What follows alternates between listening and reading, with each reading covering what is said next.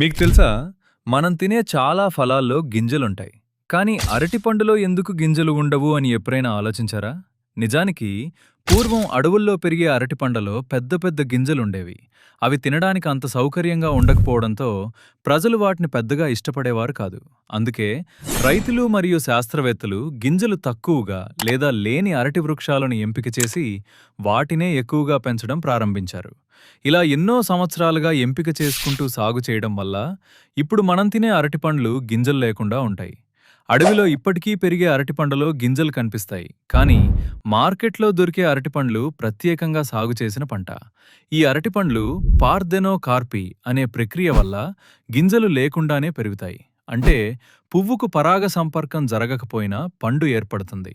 అందుకే మనం మార్కెట్లో కొనుగోలు చేసే అరటిపండులో గింజలు ఉండవు. వీటిని గింజలతో కాకుండా మొక్కల నుంచి వచ్చే కొత్త చిగుళ్ళ ద్వారా పెంచుతారు. ఈ వీడియో నచ్చితే లైక్ చేసి సబ్స్క్రైబ్ చేయండి.